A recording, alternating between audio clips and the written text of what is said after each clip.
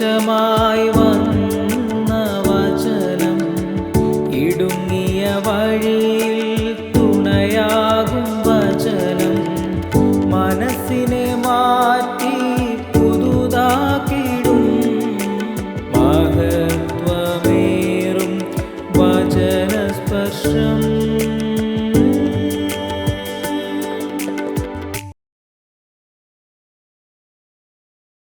Church of God ദൈവസഭയുടെ ഔദ്യോഗിക ചാനലായ Zion media ഗ്ലോബലിലൂടെ എളിയദാസിനെ ശ്രദ്ധിക്കുന്ന എല്ലാ ബഹുമാന്യ പ്രേക്ഷകർക്കും ക്രിസ്തുയേശുവിൽ സ്നേഹ വന്ദനത്തെ അറിയിക്കുകയാണ്. ദൈവമായ കർത്താവ് നമ്മളെല്ലാവരെയും അനുഗ്രഹിക്കുമാറാകട്ടെ എന്ന് പ്രാർത്ഥിക്കുന്നു. കഴിഞ്ഞ ദിവസം നാം ചിന്തിച്ച ചിന്തകളുടെ തുടർമാനമായി വീണ്ടും നമുക്ക് ചിന്തിക്കാം. മർക്കോസ് എഴുതിയ സുവിശേഷം 1-ാമത് അധ്യായത്തിൻ്റെ 15-ാമത്തെ തിരുവചനമാണ് അതിനാധാരമായിട്ട് എടുത്തിരിക്കുക. മർക്കോസ് എഴുതിയ സുവിശേഷം 1-ാമത് അധ്യായത്തിൻ്റെ 15-ാമത്തെ തിരുവചനം: കാലം തികഞ്ഞു, ദൈവരാജ്യം സമീപിച്ചിരിക്കുന്നു, മാനസാന്തരപ്പെട്ട് സുവിശേഷത്തിൽ വിശ്വസിപ്പീൻ എന്ന് പറഞ്ഞു. അപ്പം കഴിഞ്ഞ ദിവസം നാം ചിന്തിച്ചു, കാലം തികഞ്ഞു, ദൈവരാജ്യം. എന്താണ് ദൈവരാജ്യം, എന്തല്ല ദൈവരാജ്യം? റോമാലേഖനം 14-ാമത് അധ്യായത്തിൻ്റെ 17-ാമത്തെ തിരുവചനത്തെ വായിക്കുന്നു: ദൈവരാജ്യവും ഭക്ഷണവും പാനീയവും അല്ല, നീതിയും സമാധാനവും പരിശുദ്ധാത്മാവിൻ്റെ സന്തോഷവുമാണ്. അതാണ് ദൈവരാജ്യം എന്ന് പറയുന്നത്. നീതി, സമാധാനം, പരിശുദ്ധാത്മാവിൻ്റെ സന്തോഷമാണ്. അപ്പം ദൈവിക നീതി, അതിനെക്കുറിച്ച് നാം കണ്ടു. വിശ്വാസത്താൽ നീതീകരിക്കപ്പെട്ടിട്ട് നമുക്ക് ദൈവത്തോട് സമാധാനമുണ്ട് എന്ന് റോമർക്കെഴുതിയ ലേഖനം 5-ാമത് അധ്യായത്തിൻ്റെ 1-ാമത്തെ തിരുവചനത്തിലൂടെ നാം കാണുകയാണ്. റോമാലേഖനം വിശ്വാസത്താൽ നീതീകരിക്കപ്പെട്ടിട്ട് നമ്മുടെ കർത്താവായ യേശുക്രിസ്തു മൂലം നമുക്ക് ദൈവത്തോട് സമാധാനമുണ്ട്. നാം നിൽക്കുന്ന ഈ കൃപയിലേക്ക് നമുക്ക് അവൻ മൂലം, ക്രിസ്തു മൂലം വിശ്വാസത്താൽ പ്രവേശനവും ലഭിച്ചിരിക്കുന്നു. നാം ദൈവദേശത്തിൻ്റെ പ്രത്യാശയിൽ പ്രശംസിക്കുന്നു. നാം നിൽക്കുന്ന ഈ കൃപയിലേക്ക് നമുക്ക് യേശു കർത്താവ് മൂലം വിശ്വാസത്താൽ പ്രവേശനം ലഭിച്ചിരിക്കുന്നു. അപ്പം ദൈവരാജ്യവും ഭക്ഷണവും പാനീയവുമല്ല, നീതി, സമാധാനം. എന്താണ് സമാധാനം? 3 തലങ്ങൾ കണ്ടു. 1, ദൈവത്തോട് സമാധാനം. 2, അതായത് മനുഷ്യൻ്റെ ദേഹീമണ്ഡലം സജീവമാകുകയും ആത്മമണ്ഡലം നിശബ്ദമാകുകയും ചെയ്ത ഒരു പ്രശ്നമാണ് ഏദനിൽ നമുക്കുണ്ടായത്. ദേഹീമണ്ഡലം സജീവമായപ്പോൾ അവൻ ദൈവത്തിൽ നിന്ന് സ്വതന്ത്രമായി ചിന്തിക്കാൻ തുടങ്ങി. ഡിപ്പെൻഡൻസി മാറി ഇൻഡിപെൻഡൻ്റാണ്. ഞാൻ പറഞ്ഞത് ഒന്നുകൂടെ ആവർത്തിക്കുകയാണ്. ഒരാൾ ഫിസിക്കലി വളർന്നു നമ്മൾ പറയുന്ന അവൻ്റെ ഇൻഡിപെൻഡൻസ് ആണെങ്കിൽ, ക്രിസ്തുവിൽ വളർന്നെന്ന് പറയുന്ന അവൻ്റെ ഡിപ്പെൻഡൻസി കൂടുകയാണ്. ക്രിസ്തുവിനെ പിരിഞ്ഞ് എനിക്കൊന്നും ചെയ്യാൻ കഴിയില്ല. എപ്പോഴും ദൈവത്തോടുള്ള പദ്ധതി. കർത്താവേ, ഞാൻ ഇന്ന് എന്താണ് ചിന്തിക്കുക, ഞാൻ അവിടെ പോകണം, എല്ലാം കർത്താവുമായിട്ടുള്ള ബന്ധത്തിൽ ചരിക്കാൻ ഇഷ്ടപ്പെടുക. ദൈവത്തിന് ഇഷ്ടമില്ലാത്ത ഒന്നും ചെയ്യാതിരിക്കുക. ദൈവത്തിൻ്റെ ഇഷ്ടത്തിന് മാത്രം ഏൽപ്പിച്ചു കൊടുക്കുക. എപ്പോഴും ആ സമ്പൂർണ്ണ ഡിപ്പെൻഡൻസി ജീവിക്കുക. അതാണ് നമുക്ക് ക്രിസ്തുവുമായിട്ടുള്ള ബന്ധം വർദ്ധിക്കുമ്പോൾ ഉണ്ടാകുക. അപ്പം ദൈവരാജ്യം നീതിയും സമാധാനവും പരിശുദ്ധാത്മാവിൻ്റെ സന്തോഷമാണ്. ഞാൻ പറഞ്ഞല്ലോ, മനുഷ്യരെല്ലാം ഒരു പ്ലഷർ സീക്കിങ്ങിൻ്റെ ലോകത്താണ്. അവർക്ക് ഈ ലോകത്തിലൂടെ ലഭിക്കുന്ന എല്ലാം ഒരു പ്ലഷറാണ്, സുഖമാണ്. ഈ സുഖവും സന്തോഷവും രണ്ടാണ്. Joy and pleasure, and both are entirely different. നമ്മൾ പലപ്പോഴും ഈ പ്ലഷറിനെയാണ് ജോയ് ആയിട്ട് കാണുന്നത്. ഈ പ്ലഷർ ഒരു കാര്യവുമായിട്ട് ബന്ധപ്പെട്ട, നമുക്ക് പ്ലഷർ കിട്ടാൻ വേണ്ടിയാണ് ലഹരിയിലേക്ക് പോവുക. പ്രണയങ്ങളിലേക്ക് പോകുന്നതും പലപ്പോഴും പ്ലഷറാണ്. നമ്മൾ ഈ ഡോപ്പാമൈൻ എന്ന് പറയുന്നത് ഉൽപ്പാദിപ്പിക്കപ്പെടുന്നുണ്ട്. ലഹരി എടുക്കുമ്പോൾ സംഭവിക്കുന്ന കാര്യം തന്നെയാണ് മൊബൈൽ ഉപയോഗിക്കുമ്പോൾ കാണുക. ഇപ്പോൾ ഒരു കുഞ്ഞ് മൊബൈൽ ഉപയോഗിക്കുമ്പോൾ അവൻ്റെ തലച്ചോറിൽ ഡോപ്പാമൈൻ ഉൽപ്പാദിപ്പിക്കപ്പെടുക. ഈ വിവരങ്ങൾ ഇന്ന് എല്ലാവർക്കും അറിയാം. പ്രണയത്തിലൂടെയും നമുക്കൊരു ഇഷ്ടപ്പെട്ട പെൺകുട്ടിയുമായിട്ട് നമ്മൾ സംസാരിക്കുമ്പോൾ, അല്ലെ ചെറുക്കനുമായിട്ട് ആൺകുട്ടിയുമായിട്ട് സംസാരിക്കുന്ന ഈ ആൺ സുഹൃത്ത് പെൺ സുഹൃത്ത് എന്നൊക്കെ പറയുന്നത്, അപ്പോൾ നമുക്കൊരു ഡോപ്പാമൈൻ ഉൽപ്പാദിപ്പിക്കപ്പെടുന്നുണ്ട്. അപ്പോൾ ആ ഒരു സമയമാകുമ്പോഴത്തേന് അവളെ വിളിച്ചിട്ട് കിട്ടിയില്ലെങ്കിൽ ഇവന് അസ്വസ്ഥനാകും. അവനെ വിളിച്ചിട്ട് കിട്ടിയില്ലെങ്കിൽ, അവൻ ഫോൺ എടുത്തില്ലെങ്കിൽ ആ വ്യക്തി അങ്ങ് അസ്വസ്ഥമാകുക. അപ്പോൾ തന്നെ പിന്നെ വഴക്കം, ഞാൻ വിളിച്ചിട്ട് എന്തിനാണ് നീ എടുത്തത്, നീ എന്തിനാണ് എൻ്റെ ഫോൺ കട്ട് ചെയ്തത്, എന്താ കാര്യം? അവർക്ക് ആ സമയത്തുണ്ടാകുന്നൊരു, എന്നാൽ അവനെന്തെങ്കിലും ഒരു എമർജൻസി ആയിരിക്കുമെന്ന് ചിന്തിക്കാൻ, സോറി എന്നൊന്ന് പറഞ്ഞാൽ അതിനെ ഉൾക്കൊള്ളാൻ മനസ്സില്ല. എന്താ സുഖം കിട്ടുന്ന, ആ സുഖം കിട്ടുന്ന ഈ ഡോപ്പാമൈനിൽ നിന്നാണ്. ലഹരി എടുക്കുന്നവർക്കുണ്ടാകുന്ന അതേ ഡോപ്പാമൈനാണ് നമ്മൾക്ക് ഈ സോഷ്യൽ മീഡിയ എന്നൊക്കെ കിട്ടുന്നത്. അവരപ്പോൾ അവർ റീൽസിൻ്റെ പുറത്ത് റീൽസിലേക്ക് പോവുകയാണ്, സുഖാന്വേഷണങ്ങളായി മാറുക. സെക്സിലൂടെ ലഭിക്കുന്നത് ഒരു സുഖ അന്വേഷണമാണ്. മനുഷ്യൻ ഇന്ന് എന്താണ്, ജീവിതത്തിൻ്റെ പങ്കാളികളുടെ എണ്ണം കൂട്ടുകയാണ്. ഇന്നത്തെ ഒരു ന്യൂജൻ പിള്ളേരൊക്കെ എന്താണ്, ടു മൈ ബോഡി കൗണ്ട് എന്നൊക്കെ പറയുക. എത്രമാത്രം സ്ത്രീകൾ, എത്രമാത്രം പുരുഷന്മാർ എൻ്റെ ജീവിതത്തിൽ വന്നുപോയെന്നുള്ളതാണ് ഓരോരുത്തരുടെയും ആയിട്ടുള്ള ലൈംഗിക വീഴ്ചകളും ബന്ധങ്ങളും ഒക്കെ അവരുടെ ബോഡി കൗണ്ട് കൂട്ടുകയാണെന്നാണ് പറയുക. അതിനകത്ത് ഇത്ര പേരുമായിട്ടെന്നുള്ളത് അവരെ അഭിമാനത്തോടെ പറയുക. ഏകഭക്തി വ്രതമെന്നോ ഞാൻ പരിശുദ്ധമായിട്ട് എന്നെ കാത്തു എന്ന് പറയുന്നതോ ഒരു മൂല്യമായിട്ട് കാണുന്നില്ല. സങ്കടത്തോടെ പറയട്ടെ, നമ്മുടെ ഒരു ടൗണിൽ കൂടെ പെൺകുട്ടികൾ ടീഷർട്ടിൽ എഴുതി വെച്ചുകൊണ്ട് നടക്കുന്നു, virginity is not a dignity but lack of opportunity. Virginity is not a dignity but lack of opportunity. കന്യാകത്വം, ഈ കന്യാകത്വം എന്ന് പറയുന്നത് പെൺകുട്ടിക്ക് മാത്രം വേണ്ടതല്ല കേട്ടോ, പുരുഷനും വേണ്ടതാണ്. ഞാൻ പരിശുദ്ധമായിട്ട് സൂക്ഷിച്ചു എന്ന് പറയുന്നത് ഒരു നന്മയായിട്ടോ മൂല്യമായിട്ടോ മാന്യമായിട്ടോ കാണാത്ത ഒരു തലമുറയുടെ ലോകത്തേക്ക് നമ്മൾ പോവുകയാണ്. അവരെ സംബന്ധിച്ചോളം സെക്സ് എന്ന് പറയുന്നത് സുഖം, അതിൻ്റെ എണ്ണം കൂട്ടുകയാണ് പങ്കാളികൾ. അതുകൊണ്ട് എന്ത് പറ്റുന്ന അപകടകരമായൊരു കാര്യത്തിൽ എയ്ഡ്സ് കേരളത്തിൽ പെരുകയാണ്. നമ്മളിതിനെ തിരിച്ചറിയുന്നുണ്ടെന്ന് അറിയത്തില്ല. അപ്പോൾ പിന്നെ എന്താണ് സെക്സ് എഡ്യൂക്കേഷൻ എന്ന് പറയുമ്പോൾ പലപ്പോഴും സെക്സ് എഡ്യൂക്കേഷൻ എന്ന് പറയുന്ന ഒറ്റ കാര്യം സേഫ് സെക്സ് എന്നുള്ള ലോകത്തേക്ക് പോകും. അപ്പോൾ ലഹരി കൂടുന്നു, അധാർമികമായ ലൈംഗിക ജീവിതം കൂടുന്നു. ടു മൈ ബോഡി കൗണ്ട് എന്നൊക്കെ കേട്ടപ്പോൾ എന്താണ്, എന്നോടൊപ്പം ലൈംഗിക വീഴ്ച ഏർപ്പെട്ട കുട്ടികളുടെ അല്ലെ വ്യക്തികളുടെ എണ്ണം ഇത്രയാണെന്നൊക്കെ അഭിമാനത്തോടെ പറയുന്ന ഒരു യുവലോകം. വല്ലാതെ നമ്മൾ അസ്വസ്ഥരായിക്കോ. എന്താ സംഭവിക്കുന്നത്? They are just mere seekers of pleasure. അത് അവസാനം കൊണ്ടെത്തിക്കുന്ന എന്താ? കുറ്റബോധം. പിന്നെന്താ? ആത്മഹത്യ, ഒരു അസ്വസ്ഥത. ഇതെല്ലാം കഴിയുമ്പോൾ ഉണ്ടാകുന്ന എന്താ? എന്താ ഇങ്ങനെയൊക്കെ ജീവിതം, വേണ്ടായിരുന്നു എന്നുള്ള ചിന്ത, ഒരു നഷ്ടബോധം. ആ നഷ്ടബോധത്തിൽ നിന്ന് വീണ്ടും വീഴുന്ന, ഇനി ഒന്നും നഷ്ടപ്പെടാനില്ലല്ലോ, ഇനി എനിക്കെന്ത് നഷ്ടപ്പെടാൻ എന്ന് പറഞ്ഞ് വീണ്ടും തെറ്റിലേക്ക് പോകുന്ന, പഴുതി വീഴുന്ന ദാരുണമായ കാഴ്ചകൾ. എന്തുകൊണ്ട് ഇത് സംഭവിക്കുന്നു? Pleasure seekers. പക്ഷേ ദൈവരാജ്യം തരുന്നത് it's not me a pressure what we get from the kingdom of God. Holy spirit തരുന്നത് പ്രഷറല്ല, ഹോളി സ്പിരിറ്റ് തരുന്നത് സന്തോഷമാണ്. അത് ഒരു സാഹചര്യമായിട്ട് ബന്ധപ്പെട്ടതല്ല. പ്ലഷറെല്ലാം തന്നെ സാഹചര്യമായിട്ട് ബന്ധപ്പെട്ടതാണ്. പക്ഷേ ക്രിസ്തു തരുന്ന, പരിശുദ്ധാത്മാവ് വരുന്ന സന്തോഷവും സാഹചര്യത്തിന് അതീതമാണ്. അതുകൊണ്ടാണ് നമ്മളൊരു പാട്ട് നിങ്ങൾ ഓർമ്മയില്ലേ, ക്രിസ്തു യേശു ഫിലിപ്പിയ ലേഖനത്തിൽ അപ്പോസ്തലനായ പൗലോസ് പറയുന്ന വചനങ്ങൾ എന്താ? എപ്പോഴും സന്തോഷിപ്പിൻ. എവിടെ കിടന്നുകൊണ്ടൊക്കെയാണ് പറയുക? തൻ്റെ ജീവിതത്തിൻ്റെ ഏറ്റവും കഷ്ടസമ്പൂർണ്ണമായ, അതുപോലെ കൊരിന്ത്യർ ലേഖനം 8-ാം അധ്യായത്തിൽ പറയുന്ന മക്കെദോന്യ സഭകൾക്ക് ലഭിച്ച ദൈവകൃപ കഷ്ടതയെന്ന കഠിനശോധനയായിരുന്നിട്ടും അവിടെ സന്തോഷ സമൃദ്ധി, അബൻഡൻസ് ഓഫ് ജോയ്, സന്തോഷ സമൃദ്ധി, മഹാദാരിദ്ര്യം, അതായത് സാഹചര്യത്തിനപ്പുറമായൊരു സന്തോഷം ക്രിസ്തു തരത്തില്ലേ? അതാണ് ഈ പരിശുദ്ധാത്മാവിൽ ലഭിക്കുന്ന ദൈവരാജ്യ സന്തോഷം എന്ന് പറയുന്നത്. ഈ 2 ഭവനങ്ങളെപ്പറ്റി കർത്താവ് പറയുന്നുണ്ട്. ഒന്ന് പാറമേൽ ആഴത്തിൽ കുഴിയെടുത്ത് അടിസ്ഥാനം ഇട്ടൊരു വീടാണ്, മറ്റൊന്നും മണലുമേൽ പണിത വീടാണ്. പ്രശ്നങ്ങളുണ്ടായത് 2 കൂട്ടർക്കും ഒരേ പ്രശ്നങ്ങളാണ്. പക്ഷെ പാറമേൽ അടിസ്ഥാനം ഇട്ടത് നിലനിന്നു, മറ്റേത് വീണുപോയി. പ്രശ്നങ്ങളുണ്ടാകുമ്പോഴും സന്തോഷിക്കാൻ കഴിയുന്ന എത്ര പേരുണ്ട്, ചിരിച്ചുകൊണ്ട്.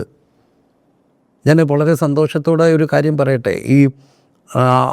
അതെനിക്ക് കോംപ്ലിമെൻറ്റ് ചെയ്തു പ്രിയപ്പെട്ട ഡോക്ടർ ഐസക് ബി മാത്യു. ഞാനത് പബ്ലിഷിൽ ഒരിക്കൽ പറഞ്ഞപ്പോൾ അദ്ദേഹം എനിക്കൊരു മെസ്സേജ് ഇട്ടു, താങ്ക് യു. കാരണം പ്രിയപ്പെട്ട സാറിൻ്റെ ചേച്ചി ഞങ്ങളുടെ ചർച്ചയിൽ ഞങ്ങൾ കോളേജിലൊക്കെ പഠിക്കുന്ന ഒരു സമയത്ത് എന്താണെന്ന് തോന്നുന്നു, വളരെ ഒത്തിരി വർഷം മുമ്പ് സാർ വന്നപ്പം ചേച്ചിയുമായിട്ട് സംസാരിച്ചപ്പോൾ അന്ന് പ്രിയപ്പെട്ട ഡോക്ടർ ഐസക് ബി മാത്യു സാറിൻ്റെ ചേച്ചി എന്ന് പറഞ്ഞ എങ്ങനെയാണ് വിശ്വാസത്തിലേക്ക് വന്നതെന്ന് പറഞ്ഞപ്പോൾ ഒരു സംഭവം പറഞ്ഞു. അതെൻ്റെ മനസ്സിൽ ഭയങ്കരമായിട്ട് എന്നെ സ്വാധീനിച്ചൊരു കാര്യമാണ്. ഹോസ്റ്റലിൽ താമസിക്കുമ്പോൾ ഒരു ടിപ്പിക്കൽ ഇന്ത്യൻ മൈൻഡ് ഉണ്ടല്ലോ, സീക്കേഴ്സ് ഓഫ് ട്രൂത്ത്, സത്യാന്വേഷണം എന്ന് പറയുന്ന ഒരു ട്രൂത്ത്, ഒരു സീക്കർ. അതാണ് ശരിക്കും ഒരു ടിപ്പിക്കൽ ഇന്ത്യൻ മൈൻഡ്. നമ്മൾ ഈ സാധു സുന്ദർ സിംഗിൻ്റെയൊക്കെ ചരിത്രമൊക്കെ വായിക്കുമ്പോൾ ദൈവം ഉണ്ടെങ്കിൽ എനിക്ക് വേണമെന്നൊക്കെ പറയുന്ന ആ ഒരു ഇന്ത്യൻ ടിപ്പിക്കൽ മൈൻഡ് അവരൊരു സത്യാന്വേഷണങ്ങളാണ്. അപ്പോൾ ആ സത്യാന്വേഷണത്തിൻ്റെ പാതയിൽ അസ്വസ്ഥപ്പെട്ട ഒരു മനസ്സുമായിട്ട് നടക്കുമ്പോൾ ചേച്ചി പറഞ്ഞു, തൻ്റെ ജൂനിയറായിട്ട് ഹോസ്റ്റലിൽ താമസിച്ച ഒരു ഹോസ്റ്റൽ മേറ്റിനോട് ഇങ്ങനെ ആ കുട്ടി എപ്പോഴും പ്ലസൻ്റാണ്, അവൻ്റെ മുഖത്ത് എപ്പോഴും ഒരു സന്തോഷമാണ്, എപ്പോഴും ഒരു ചിരിയാണ്. അപ്പോൾ ആ കുട്ടിയോട് ചോദിച്ചെന്ന്, എൻ്റെ മുഖത്ത് എപ്പോഴും ഒരു സന്തോഷമാണല്ലോ, നീ എപ്പോഴും സന്തോഷവതിയല്ല, എന്താ അങ്ങനെ? അപ്പോൾ കുട്ടി പറഞ്ഞു, എനിക്ക് യേശു ഉള്ളത് കൊണ്ടാണ് സന്തോഷം. അത് ചേച്ചിയെ ചിന്തിപ്പിച്ചതാണ് ചേച്ചിയോട് പറഞ്ഞിട്ടുണ്ട്, ഒത്തിരി വർഷം മുമ്പ് പറഞ്ഞു. പക്ഷേ അതെൻ്റെ മനസ്സിൽ ഇന്നും, നമ്മൾ ചില കാര്യങ്ങളിങ്ങനെ മറക്കാതെ മനസ്സിൽ സൂക്ഷിക്കും. ഒരു വാക്ക്, ചിരിക്കുന്ന ഒരു കുട്ടി പറയുകയാണ്, അത് തന്നെ ക്രിസ്തുവിലേക്ക് നയിച്ചു. ഒരു ചിരി ഉണ്ടായ മാറ്റം. എന്തുകൊണ്ടാണ് നിങ്ങൾ സന്തോഷിക്കുക, എന്തിനാണ് നിങ്ങൾ ചിരിക്കുക? യേശു ഉള്ളത് കൊണ്ടാണ് ചിരിക്കുന്നത്. അപ്പം പലപ്പോഴും ഇതെല്ലാം ഉണ്ടായിട്ടും നിങ്ങൾ ആ കുട്ടികളുടെ എല്ലാം മുഖത്തോട്ടൊന്ന് നോക്കിയേ, ഭയങ്കര ഒരുക്കവും മേക്കപ്പും ലിഫ്റ്റിക്കും. ഞാൻ ഇങ്ങനെ ഒരുങ്ങണം അങ്ങനെ ഒരുങ്ങണം എന്നൊന്നും പറയില്ല പറയുക. നിങ്ങൾ ആ കുട്ടികളുടെ എല്ലാം കണ്ണിലൊന്ന് സൂക്ഷിച്ച് നോക്കി. എന്താ ഈ കുട്ടികളുടെ കണ്ണിലൊരു തിളക്കമില്ലാത്ത, ഒരു ജീവനില്ലാത്ത? ഞാൻ പറയുന്നത് സത്യമാണെന്ന് നോക്കി. ഭയങ്കരമായിട്ട് ഒരുക്കും മേക്കപ്പും ഒക്കെ ഉണ്ടെങ്കിൽ, പക്ഷെ ഒരു മേക്കപ്പും ഇല്ലാത്ത, ഒരു വലിയ ആഡംബരം ഇല്ലാത്ത ചിലരുടെ കണ്ണിൽ നമ്മൾ കാണുന്ന ഒരു സന്തോഷമില്ല, ജീവനില്ലേ. ചിലരുടെ കുറിച്ച് നമ്മൾ പറയാറുണ്ട്. എൻ്റെ ഭാര്യ പറയുന്നൊരു കാര്യം ഉണ്ടായിരുന്നു. ഞങ്ങളുടെ ഒരു ആൻറ്റി ഉണ്ടായിരുന്നു, ചേച്ചിയുടെ കണ്ണ് ചിരിക്കുമെന്ന് പറയും. അത് സത്യം, കണ്ണിനകത്തൊരു ജീവനുണ്ട്. പക്ഷേ എല്ലാം ഉണ്ടായിട്ടും എന്താ ഈ കുട്ടികളുടെ കണ്ണിൽ, അല്ലെ എല്ലാം ഉള്ള പലരുടെയും കണ്ണിലൊരു ജീവനില്ലാത്ത? ചിലപ്പോൾ ഈ ഭയങ്കര പ്രശസ്ത വലിയ ആൾക്കാരുടെയൊക്കെ കണ്ണുകൾ നമ്മൾ നോക്കിയേ, ഒരു അഭിനയത്തിൻ്റെ ലോകത്തല്ലേ, അല്ലെങ്കിൽ മുഖംമൂടികളൊക്കെ മാറ്റി കഴിയുമ്പം അവിടെ കണ്ണിലൊരു ജീവനുണ്ട്, ഒരു മുഖത്തൊരു സന്തോഷമുണ്ട്. പക്ഷേ കർത്താവിലുള്ള അപ്രത്യേകത എന്താ? ഞാൻ എളിയവരമായ ദാസൻ സന്തോഷത്തോട് പറയട്ടെ, ഞാൻ എനിക്ക് അനുഭവമുണ്ട്. ഞാനിങ്ങനെ നടന്നു പോകുമ്പോൾ 2 പേരെൻ്റെ മുഖത്ത് ചോദിച്ചു, അടുത്തവൻ ചോദിച്ചു, അറിയൂ ബിലീവർ? ഞാൻ എങ്ങനെ അറിയാം? മുഖത്തൊരു നോക്കിയപ്പം തോന്നി, ഭയങ്കര സന്തോഷം തോന്നി. മുഖത്ത് നോക്കിയപ്പോൾ ഒരു വിശ്വാസിയാണെന്ന് തോന്നിയെന്ന്.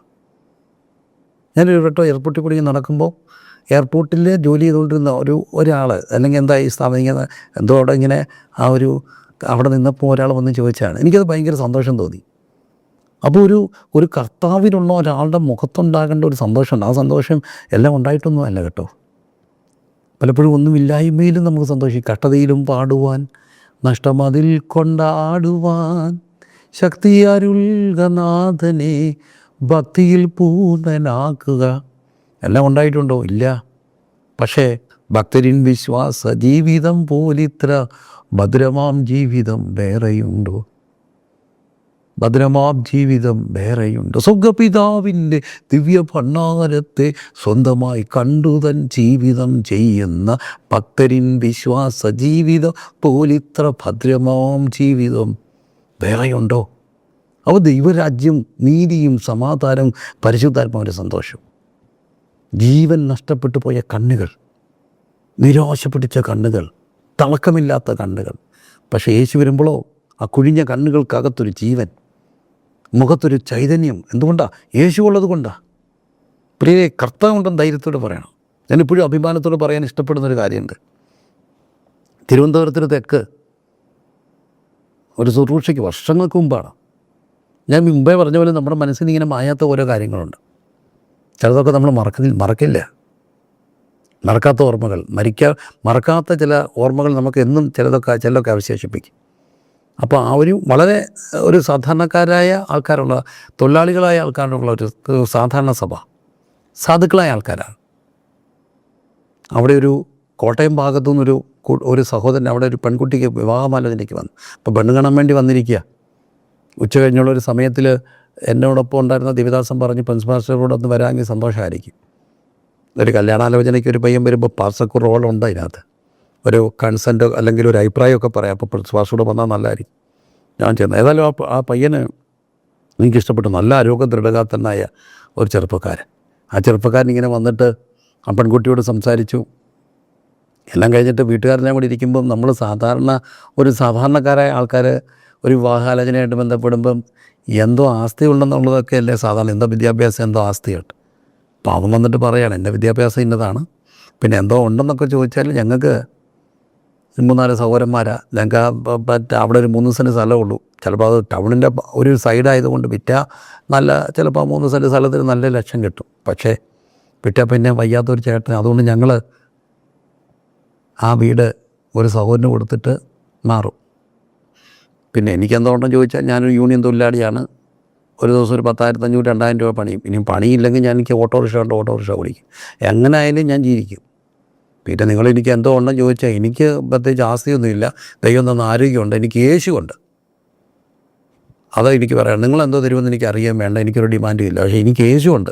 പെണ്ണെ തരുന്നെങ്കിൽ തരാം. ഞാനപ്പോൾ ഭയങ്കര എനിക്കൊരു സന്തോഷം. അവനാ യേശു ഉണ്ടെന്ന് പറഞ്ഞപ്പോൾ അവൻ്റെ മുഖത്തുണ്ടായിരുന്ന ഒരു സന്തോഷം,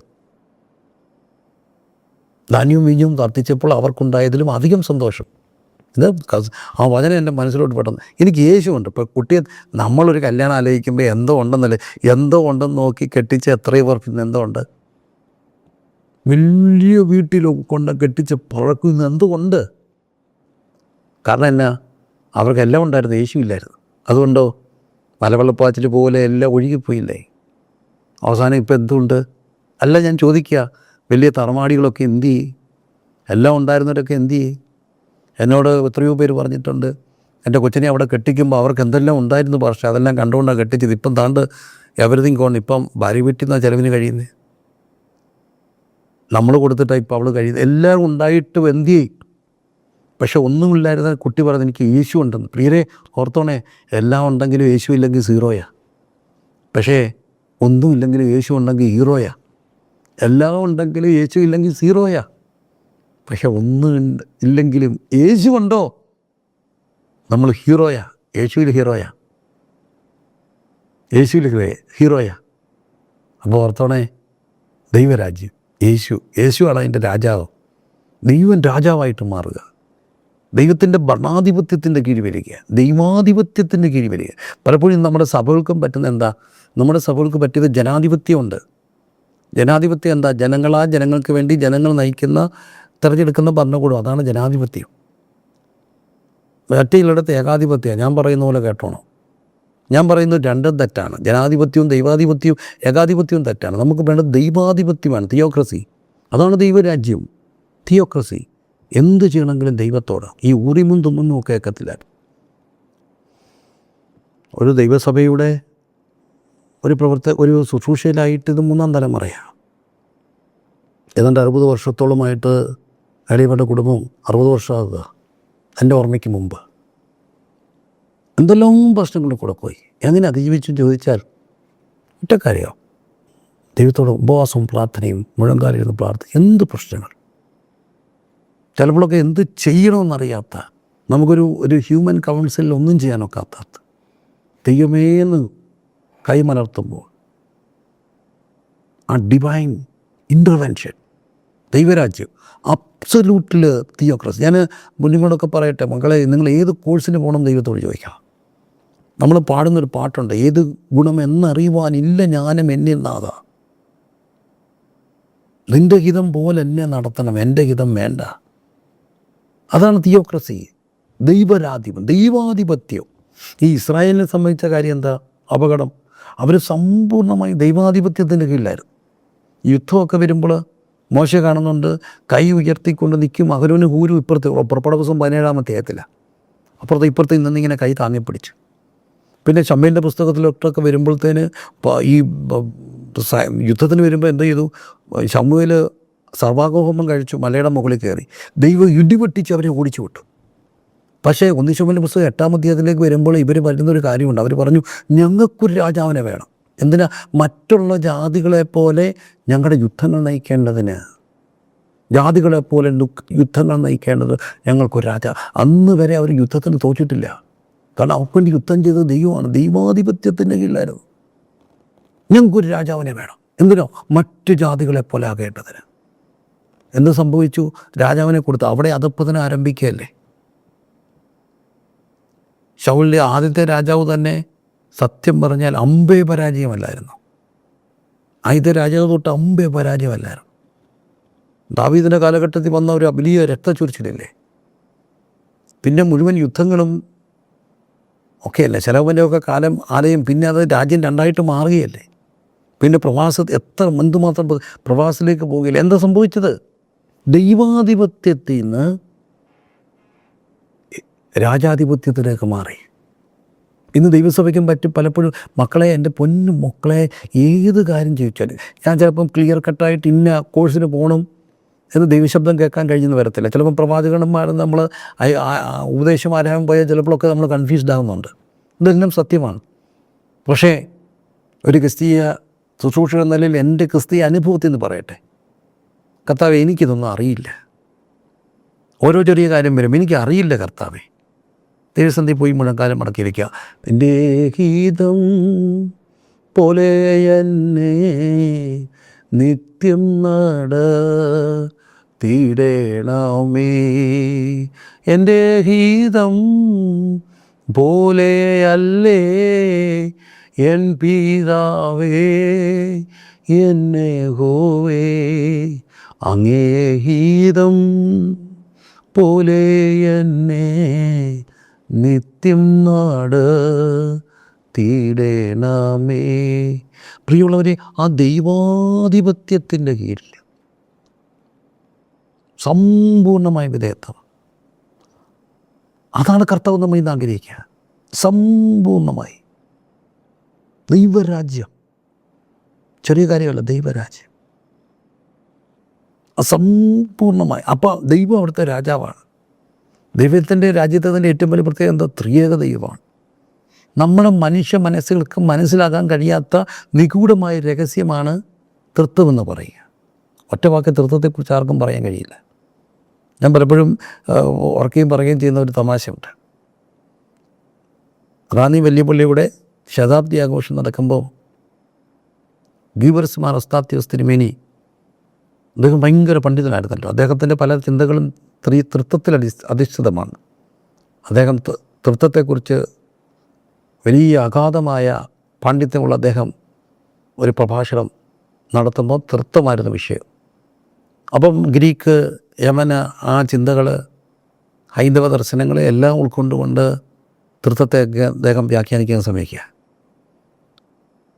അത് കഴിഞ്ഞ് എഴുന്നേറ്റത് മലയാളികളുടെ സരസനായ തിരുമേനി ക്രിസ്തോസൻ തിരുമേനി എഴുന്നേറ്റപ്പം പറഞ്ഞെന്ന്, അദ്ദേഹം ഇത്ര ആഴമായിട്ട് തൃത്വത്തെക്കുറിച്ച് പറഞ്ഞുകൊണ്ടിരിക്കുമ്പോൾ ഞാൻ ഓർത്ത് പോയി, ത്രിയേക ദൈവത്തിന് പോലും ഈ കാര്യത്തെക്കുറിച്ച് ഇത്രയും അറിവുണ്ടോ? പക്ഷേ തൃത്വം അത്ര രഹസ്യാത്മകമായൊരു മിസ്റ്ററിയാണ്. പക്ഷെ ഞാൻ തൃത്വത്തെ മനസ്സിലാക്കുന്ന ഏറ്റവും വലിയ കാര്യം, തൃത്വം സ്നേഹത്തിൻ്റെ പങ്കാളിത്തമാണ്. പിതാവെല്ലാം പുത്രന് കൊടുക്കുന്ന, പുത്രനെല്ലാം പിതാവിന് തിരികെ കൊടുക്കുന്ന, പുത്രൻ തമ്പുരാൻ്റെ കാൽക്കീഴിലെല്ലാം ആക്കി വെച്ചിട്ട് പുത്രൻ തമ്പുരാൻ പിതാവാം ദൈവത്തിന് കീഴ്പ്പെട്ടിരിക്കുന്ന, പുത്രൻ പോയപ്പോൾ പരിശുദ്ധാത്മാവ് വരുന്ന ആ വലിയ കൊടുക്കൽ വാങ്ങലുകളുടെ നിരുപാധികമായ കൂട്ടായ്മ, വണ്ണസ്, ദൈവരാജ്യം. പിതാവെ, ഞാനും നീയും ഒന്നായിരിക്കുന്ന പോലെ. അപ്പം ദൈവരാജ്യത്തിൻ്റെ രാജാവാര ദൈവമാണ്. അവിടുത്തെ പ്രജകൾ ആരെപ്പോലെ ആയിരിക്കണം? അബ്സല്യൂട്ട് ദൈവവുമായിട്ട് ബന്ധപ്പെട്ടിരിക്കണം. ആ ദൈവാധിപത്യം, അതാണ് ത്രിയേക ദൈവത്തിൻ്റെ സംസ്കാരം. അതൊരു ഇഗാലിറ്റേറിയൻ കൾച്ചറാണ്.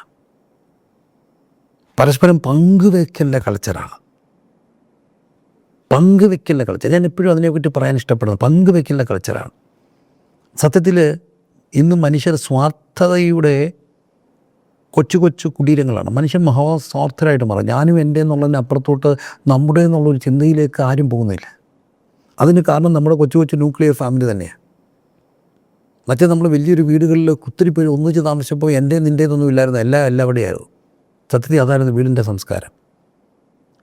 കുറേ മക്കളുണ്ടെങ്കിൽ നമ്മൾ പഠിക്കുന്നൊരു കാര്യമാണ് പങ്കുവയ്ക്കും. മൂത്തവന് പ്രായമാകുമ്പോൾ വലിയ പ്രായമില്ലാത്ത ഇളയവനുണ്ടെങ്കിൽ അവൻ്റെ ഷർട്ടവൻ കീറാതെ വെക്കും, അവൻ്റെ യൂണിഫോം കീറാതെ വെക്കും. എന്തിനാ? ഇളയവനാ. കണ്ടിട്ടില്ലേ? 8ാം ക്ലാസ്സിലെ പുസ്തകം വളരെ സൂക്ഷിച്ച് വെക്കും. എന്തിനാ? ഇളയ അനിയത്തി 7 8 കയറുമ്പോൾ അവൾക്ക് പഠിക്കാനല്ലേ, അവന് പഠിക്കാനാ. അതുകൊണ്ട് പലരും പുസ്തകം മേടിച്ച് വെച്ചില്ല. പലരുടെയും പഴയ പുസ്തകങ്ങളാണ് നമ്മൾ ഉപയോഗിച്ചത്. പുസ്തകം മേടിക്കാൻ പൈസ ഇല്ലാത്തത്. എന്തിനേറെ ഉടുപ്പുകൾ ചെറുതായപ്പോൾ ഇളയവരിട്ടില്ലേ? ഞാനൊരു കാര്യം പറഞ്ഞാൽ നിങ്ങൾക്ക് എന്നോട് ബുദ്ധിമുട്ട് തോന്നല്ലേ? എൻ്റെ വീട്ടിലെ മക്കൾ വലിയ പ്രായവ്യത്യാസം ഇല്ലാത്ത ആൺപിള്ളേരാണ്. ഇപ്പോൾ ഒരു ദിവസം ഇങ്ങനെ സ്കൂളിലെ രാവിലത്തെ ഒരു ബഹളം ഉണ്ടല്ലോ, പിള്ളേരുടെ വണ്ടി വരുമ്പോൾ എല്ലാത്തിനും ഒരുക്കി കയറ്റി വിടട്ടെ. അപ്പോൾ വണ്ടി ഇങ്ങനെ വരുന്ന സമയമായി, താഴെ ഓണടി കേട്ടപ്പോൾ തന്നെ ധൃതി വെക്കുമ്പോൾ ഭയങ്കര പ്രശ്നം. ചേട്ടനും അനിയനും തമ്മിൽ വലിയ പ്രായവ്യത്യാസം ഇല്ലാത്ത കൊച്ചു പിള്ളേരാണ്. ഒരുത്തൻ്റെ ഡിമാൻഡ് എൻ്റെ ഇന്നറാണ്, ഷഡ്ഡിയാണ് ഇവനിട്ടേക്കെന്നുള്ളതാണ്. ഭയങ്കര പ്രശ്നമാണ്. അത് ഊരിത്തരാതെ കൊടുക്കത്തില്ല. അവസാനം അമ്മ പറഞ്ഞിടാ ഊരിക്കൊടുക്ക്, വണ്ടി വരുന്നു. അപ്പോൾ നിവൃത്തിയില്ലാതെ ഊരിക്കൊടുത്ത് ഇളയവൻ ചോദിച്ചൊരു ചോദ്യം, ഇതുപോലും സ്വന്തമായിട്ടില്ലെങ്കിൽ ഞാൻ എന്തെങ്കിലും ജീവിക്കുന്ന, ഇതുപോലും സ്വന്തം ഇല്ലെങ്കിൽ ഞാനെന്ത് ജീവിക്കും? കുറേ പിള്ളേരുണ്ടെങ്കിൽ എന്ത് ചെയ്യുക? അവൻ്റേതല്ല ഇവനെടുക്കുക, ഇവൻ്റേതല്ല അവനെടുക്കുക, അവൻ്റേതാര് ഇവൻ്റേതാര് എങ്ങനെ കണ്ടുപിടിക്കും? പക്ഷെ ഒറ്റയൊക്കെ ഉള്ളെങ്കിലോ എല്ലാം എൻ്റേതല്ലേ. പക്ഷെ നല്ല ഒറ്റ കുഞ്ഞുങ്ങളെ ഞാൻ കണ്ടിട്ടുണ്ട്. എന്നാലും പലപ്പോഴും ഈ ഒറ്റ മക്കളൊക്കെ ഉണ്ടെങ്കിൽ it's very difficult for the hard for them to share.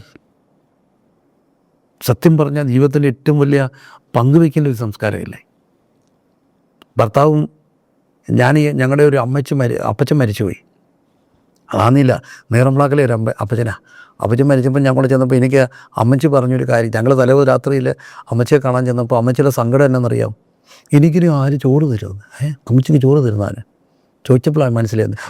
വന്ന കാലം മുതൽ അപ്പച്ചൻ കഴിച്ചിട്ട് അപ്പച്ചൻ്റെ ഒരു പങ്കിങ്ങനെ മാറ്റി വെക്കും. ആ പങ്ക് അമ്മച്ചിക്കുള്ളതാണ്. നിങ്ങൾക്ക് അതിൻ്റെ കാര്യം ഇന്നത്തെ തലമുറയ്ക്ക് അത് പറഞ്ഞാൽ മനസ്സിലാകത്തില്ല. പണ്ട് ഈ ദാരിദ്ര്യമുള്ള കാലത്ത് ഞാൻ ചോദിച്ചപ്പോൾ മനസ്സിലാക്കിയ കാര്യമാണ്. ദാരിദ്ര്യമുള്ള കാലഘട്ടത്തിൽ ഈ അമ്മ അച്ചായന് നിറച്ച് അങ്ങ് ആദ്യമേ വിളമ്പി വെക്കും. അത് ഈ പുഴിഞ്ഞ പാത്രത്തിൽ നല്ല തവിക്കണയൊക്കെ ഇട്ട് കുത്തി, കാരണം 1.5 ചോറുണ്ട് അച്ചായൻ. നല്ല ആരോഗ്യമുള്ള അച്ചായന്മാരാണ്, ജോലി ചെയ്യുന്ന അച്ചായന്മാരാണ്. എന്നിട്ട് ഈ പിള്ളേർക്കെല്ലാം കൊടുക്കുമ്പോൾ അമ്മയ്ക്ക് കഴിക്കാൻ കാണത്തില്ലെന്ന് അച്ചായനറിയാം. അതിന് അച്ചായൻ എന്ത് ചെയ്യും? പകുതി ചോറ് അവിടെ വെച്ചേക്കും. അതാണ് അമ്മ കഴിക്കുക. കോവിഡിൽ നമ്മളിപ്പം എന്തിനും കത്രമേശ പോലും മുറിച്ച് കൊടുക്കുന്നവരല്ലേ. മറ്റേ നമുക്ക് ചിന്തിക്കാൻ പോലും ഒക്കും. ആ അപ്പച്ചൻ്റെ പങ്കാ. ഇന്ന് അമ്മച്ചിയുടെ ഒരു കൊച്ചുമോളെ അമ്മച്ചിയെ നോക്കുന്നുണ്ട്. അമ്മച്ചിയോട് പറയുക, ഇപ്പം അമ്മച്ചിയുടെ പങ്ക് ഞാനാ, പകുതി ചോറ് അമ്മച്ചി കൊച്ചുമോൾ കൂടും, കൊച്ചുമോളെ സന്തോഷത്തെ വാരി കഴിക്കും. എന്തൊരു സന്തോഷമുള്ള ഒരു കാര്യമാണ്. നമ്മൾ പണ്ട് അപ്പച്ചന്മാർ കഴിക്കാതിരിക്കുമ്പോൾ പിള്ളേരെല്ലാം ചെന്ന് ഇരിക്കുമായിരുന്നു. എന്തിനാണെന്നറിയാം? ഒരു ഉരുള ഇങ്ങനെ ഉരുട്ടും. സത്യത്തിൽ നിന്ന് ഉരുട്ടാൻ അറിയാവുന്ന ആരുമില്ല. അവരിങ്ങനെ കഴിക്കാതിട്ട് ഇങ്ങനെ ആ ഉരുള കൃത്യമായിട്ട് ഉരുണ്ട് വരും. ഇന്ന് ഉരുള ഉരുട്ടിയാൽ നമ്മുടെ എല്ലാം കൂടെ വല്ലതാകും. പക്ഷെ അവരിങ്ങനെ ചോറിങ്ങനെ ഉരുട്ടി വരും. ആ ഉരുള ഇങ്ങനെ മീനും കറിയും എല്ലാം കൂടെ വെച്ച ഒരു ഉരുള. കൊച്ചുമക്കൾക്കെല്ലാം ഒരു ഉരുള കൊടുക്കും.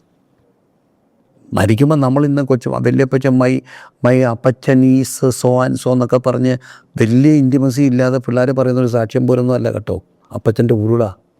അതിനെല്ലാവരും ഇങ്ങനെ വിളിച്ചു പോയി നിൽക്കും. എന്താ നമ്മളിത് കാണുന്നത്? ദൈവരാജ്യ സംസ്കാരം പങ്കുവെക്കേണ്ട കൊച്ചു വീടുകളിൽ തുടങ്ങുക. ഒരു ഉരുളയിൽ തുടങ്ങുന്ന പങ്കുവെക്കൽ, ഭർത്താവ് ഭാര്യയ്ക്ക് മാറ്റി വെക്കുമ്പോൾ തുടങ്ങുന്ന പങ്കുവെക്കൽ അല്ലേ? പങ്കുവെക്കലിൻ്റെ സംസ്കാരം, അതാണ് ദൈവരാജ്യ സംസ്കാരം. എന്നെ കേൾക്കുന്ന ബഹുമാന്യ പ്രിയപ്പെട്ടവരെ, ദൈവരാജ്യം യേശുവാണ്.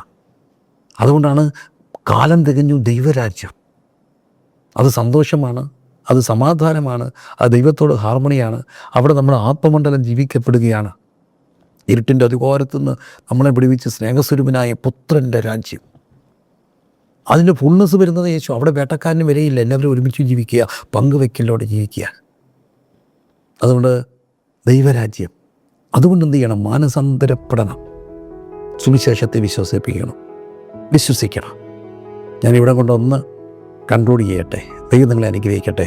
ദൈവരാജ്യം, ആ പങ്കുവെക്കലിൻ്റെ, ദൈവാധിപത്യത്തിൻ്റെ സമ്പൂർണ്ണമായ ദൈവാധിപത്യത്തിൻ്റെ കീഴിൽ പങ്കുവെക്കലിൻ്റെ, ഞാനെന്ന് ഈ ഒന്നായിരിക്കുന്ന, അതൊക്കെ തന്നെ ദൈവരാജ്യത്തിലാണ്. ഭർത്താവും ഭാര്യ അവർ ഇരുവരും മേനാൽ ഒന്നാകും. എന്താ ദൈവരാജ്യം? പിതാവും പുത്രനും ഒന്നാണ്. ദൈവരാജ്യത്തിൻ്റെ കൊച്ചു പതിപ്പ്, അതിൻ്റെ അടുത്ത പതിപ്പ് സഭ, ദൈവാധിപത്യത്തിൻ്റെ കീഴിൽ പങ്കുവെക്കുന്ന സഭ, ഒരുമയുടെ സഭ. നീ എനിക്ക് വേട്ടക്കാരനല്ല, ഞാൻ നിനക്ക് ഇരയുമല്ല, ഞാൻ നിനക്ക് വേട്ടക്കാരനും നീ എനിക്ക് ഇരയുമല്ല. നിന്നെ ഇല്ലായ്മയാക്കുക എന്നുള്ളതല്ല എൻ്റെ ലക്ഷ്യം. ഇന്ന് പലപ്പോഴും കങ്ങ് ഇല്ലായ്മയാക്കുക. എന്നോട് പറഞ്ഞിട്ടുണ്ട് ആൾക്കാർ, ഞാൻ എഴുതി ശരിയാക്കുമെന്ന്, നശിപ്പിക്കുക. ഇല്ലായ്മയാക്കുന്ന വേട്ടക്കാരനാണോ നമ്മൾ? അത് പണിതെടുക്കുന്ന, കോംപ്ലിമെൻ്റ് ചെയ്യുന്ന വ്യക്തിയാണ്. ദൈവരാജ്യത്തിൽ നീ എനിക്കിരയല്ല കേട്ടോ, നിന്നെ ഇല്ലായ്മയാക്കുക എന്നുള്ളത്. ചിലന്ന് പിണങ്ങി അങ്ങ് ഇല്ലായ്മയാക്കും. ഞാനിത് ഈ ഒരു എപ്പിസോഡിന് വേണ്ടി ഇരിക്കുന്നതിന് തൊട്ട് മുമ്പ് ഒരു സഹോദരി എന്നോട് പറഞ്ഞ വേദനയോടെ, എൻ്റെ സഹോദര, നമ്മളെ അങ്ങ് ഇല്ലായ്മയാക്കാൻ വേണ്ടി ഒരാളെ ഇറങ്ങിപ്പുറപ്പെട്ട ചെറിയൊരു പണക്കാണ് ആന്ധ്രപ്രദേ അല്ലേ, നമുക്കങ്ങ് മുറിവാണ്. നമ്മൾ ഇന്നലെ അങ്ങ് ഇല്ലായ്മയാക്കുക എന്നൊക്കെ പറയാമോ? ദൈവരാജ്യം. അങ്ങനെ ആ ദൈവാധിപത്യത്തിൻ്റെ കീഴിൽ ദൈവരാജ്യ സംസ്കാരത്തിൽ സമ്പൂർണ്ണമായ ദൈവാധിപത്യത്തിൽ നമുക്ക് മുമ്പോട്ട് പോകാം. അതിന് ദൈവമായ കർത്താവ് നമ്മളെ അനുഗ്രഹിക്കട്ടെ. God bless you.